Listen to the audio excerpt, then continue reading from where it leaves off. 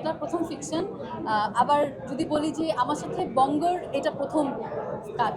So এটা আমার কাছে এটা অনেক স্পেশাল, কারণ অনেক কিছুই প্রথম আছে এখানে।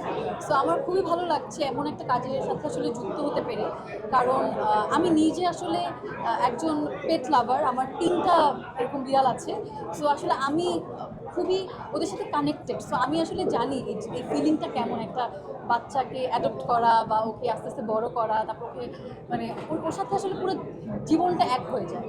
তো সেখান থেকে অমিতাভ ভাই আর আপু খুবই পছন্দ করে বিড়াল কুকুর। পলাশ ভাইয়ের এক্সপিরিয়েন্স ছিল না প্রথমে। সো প্রথমে যে সে শুটিংয়ে, আমাদের পোস্টার শুটে সে প্রথম ওকে দেখে তো একটু ভয় পেয়ে যায়, কিন্তু তারপর থেকে শুটিংয়ে উনি এভাবে বিড়ালটাকে ক্যারি করে, মানে ছোটুকে, ওর হিপনোসিস ক্যারেক্টার নেই। সো বুঝাই যায় না যে এটা তার জন্য প্রথম।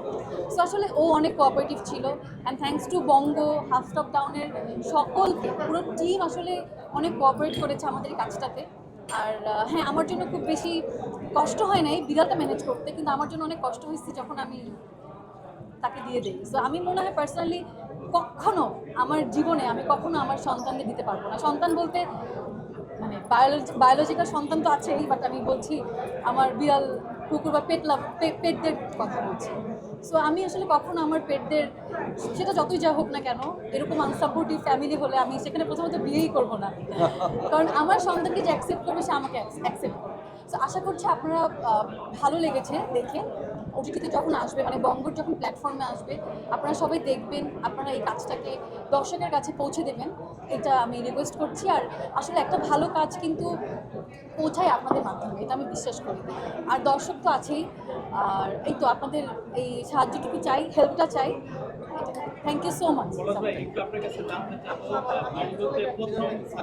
রেজ করার মতো একটা প্রশ্ন, কারণ যারা আসলে অনেক বিড়াল বাসার মধ্যে থাকে, ওদেরকে যখন কেউ দূরে যায় একটু বেশ কয়েকদিনের জন্য, তখন রেখে যাওয়ার আসলে কোনো জায়গা পায় না। তো এরকম অনেক ফস্টার কেয়ার আছে, এমিল ভাইদেরও আছে, এরকম অনেক ভালো ভালো কিছু অথেন্টিক ফস্টার কেয়ার আছে, যারা এরকম তাদের বিড়াল কুকুর বা পোষা প্রাণীগুলোকে অনেক দিন ধরে রাখে। ওদেরকে ঠিকঠাক মতো খাবার, ওদের প্রপার কেয়ার, মেডিসিন যা যা লাগে সেগুলো প্রোভাইড করে।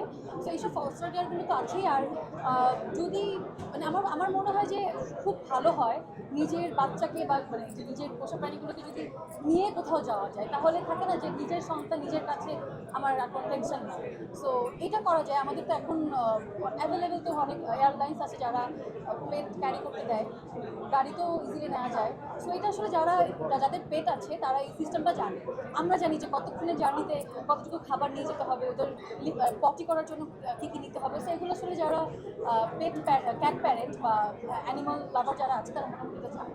আর ফস্টার কেয়ার তো আছে এখানে। আমি একটু অ্যাড করবো সাদিয়ার